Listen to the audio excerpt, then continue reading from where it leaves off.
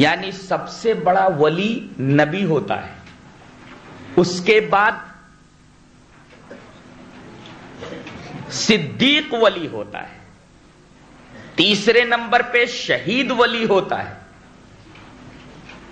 اور چوتھے نمبر پہ صالح ولی ہوتا ہے۔ تو اولیاء ہونے میں سب برابر ہیں، لیکن مقام ولایت الگ الگ ہے۔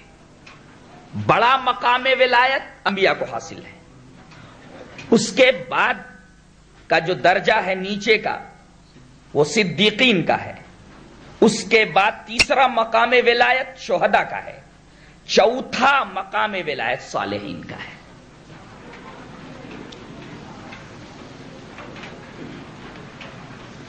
ولی کی ڈیفینیشن کیا ہے، تعریف کیا ہے؟ عام طور پر یہ سمجھا جاتا ہے کہ جتنی بڑی قبر ہو اتنا بڑا ولی، جتنا بڑا مزار ہو اتنا بڑا ولی، جتنا بڑا قبہ ہو اتنا بڑا ولی۔ اللہ تبارک و تعالی نے ولی کی کچھ تعریف کی ہے۔ تعریف کا مطلب ایڈمیریشن نہیں، تعریف کا مطلب ڈیفینیشن۔ ولی کہتے کس کو ہے؟ کوئی آسمان سے اتری ہوئی مخلوق کا نام ولی ہے، یا آدمی مر گیا بڑا قبہ بن گیا تو ولی کہنے لگے اس کو؟ ولی کہتے کس کو ہیں؟ قرآن حکیم نے ولیوں کی ڈیفینیشن بتائی ہے۔ ولی کہتے کس کو ہیں؟ اللہ فرماتا ہے سورہ یونس میں، الا ان اولیاء اللہ لا خوف علیہم ولا هم یحزنون۔ یہی آیت وہ لوگ بھی پڑھتے ہیں، لیکن آدھی آیت پڑھتے ہیں یا ایک آیت پڑھتے ہیں، اس کے بعد والی آیت چھوڑ دیتے ہیں، جس کی وجہ سے بات صاف نہیں ہو پاتی۔ جب تک دوسری آیت کو نہ ملایا جائے، اور دوسری آیت کا تعلق پہلی آیت سے ہے۔ الذین جو ہوتا ہے نا، الذین عربی میں گرامر میں اس کو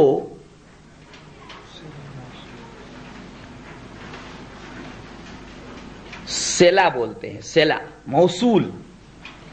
اب اولیاء کرام کون ہیں؟ اب آگے بتایا جائے گا کہ کون ہیں۔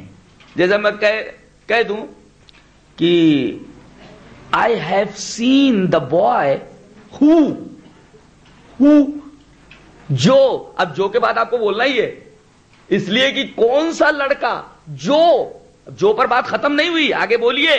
تو الذین بتاتا ہے جو، اب جو کے بعد آپ کو بتانا ہی ہے، تب نہ ولی کی ڈیفینیشن پوری ہوگی۔ یہ جو پر رک جاتے، بعد میں کیا ہے وہ نہیں بتاتے۔ یہ تو ایسے ہی ہوا کہ کوئی آدمی یہ کہہ دے، یا ایھا الذین آمنوا لا تقربوا الصلاۃ، اے ایمان والو نماز کے قریب نہ جاؤ، چھٹی ہو گئی نماز کی، آیت ہے۔ ارے بھائی بولو، وانتم سکارا، جب تم حالت نشہ میں ہو، وانتم سکارا، جب تک وانتم سکارا کا جملہ نہیں بولیں گے تب تک بات صاف نہیں ہوتی، معنی ہی غلط ہو جائے گا، بات ہی غلط ہو جائے گی۔ اللہ نے فرمایا، الا ان اولیاء اللہ لا خوف علیہم ولا هم یحزنون۔ سنو، الا مینس سنو، بیہولڈ، سنو، ان اولیاء اللہ، بے شک اللہ کے اولیاء کون ہیں؟ پہلے یہ نہیں بتایا گیا وہ کون ہے، پہلے یہ بتایا گیا کہ اولیاء ہونے کا پھل کیا ملتا ہے، یہ بتایا گیا، ثمرہ بتایا گیا، ریزلٹ۔ لا خوف علیہم ولا هم یحزنون، انہیں نہ تو خوف ہے اور نہ وہ غمگین ہوتے ہیں نہ ہوں گے، اس لیے کہ یحزنون مضارع ہے، اور مضارع میں دو زمانے پائے جاتے ہیں، ایک حال کا ایک استقبال کا۔ نہ وہ غمگین ہوتے ہیں اور نہ وہ غمگین ہوں گے، یہ ریزلٹ ہے۔ اولیاء اللہ کون؟ جو، اب بتایا گیا کہ جو، الذین آمنوا، جو ایمان لائے،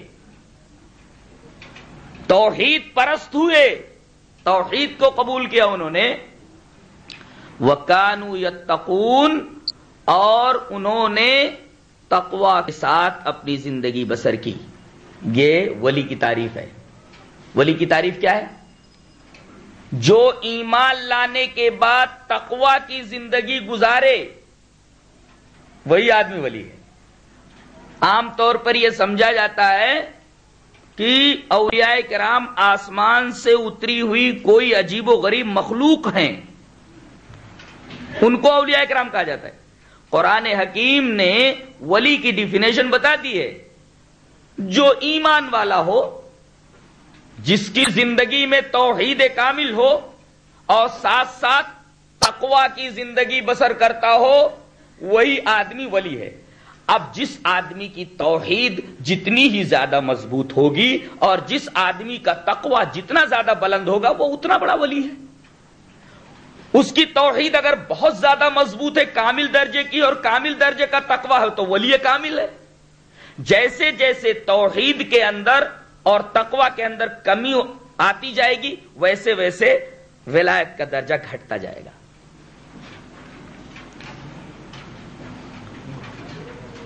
انہی اولیاء کرام میں سے ایک مشہور ولی حضرت شیخ عبد القادر جیلانی رحمت اللہ علیہ.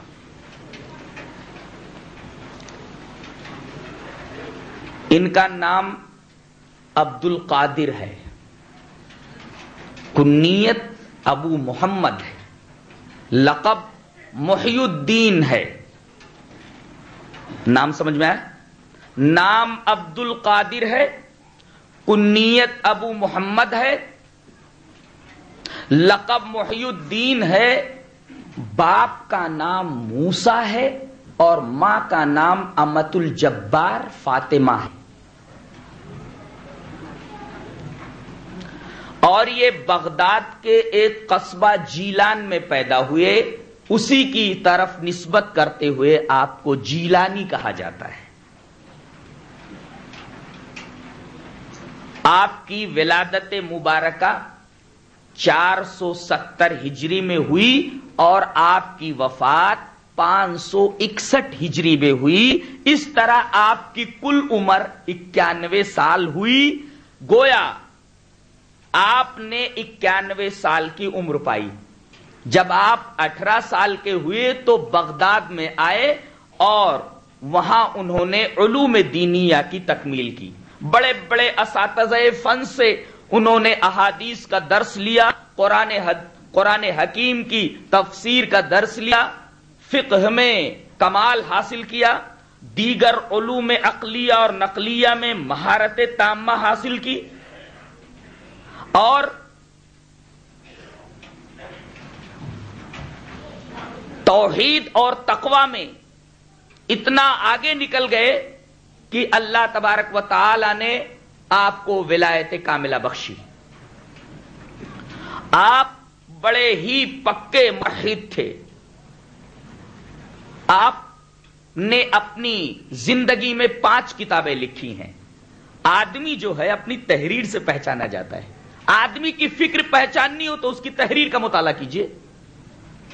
آدمی کے خیالات کو پرکھنا ہو تو اس کی تحریر کا مطالعہ کیجئے. اس لیے کہ آدمی اپنی تحریروں میں جلوہ گر ہوتا ہے. اگر کسی آدمی کو آپ نے نہیں دیکھا ہے، اس کی تحریر دیکھ لیجئے، اس کا پورا سراپا آپ کے سامنے آ جائے گا. آج ہم نے رسول اللہ صلی اللہ علیہ وسلم کو نہیں دیکھا ہے، لیکن رسول اللہ صلی اللہ علیہ وسلم کا حلیہ مبارک جن جن احادیث میں بیان کیا گیا ہے، ان تمام احادیث کو جمع کر لیجئے، رسول اللہ صلی اللہ علیہ وسلم ہمارے سامنے کھڑے ہو جاتے ہیں.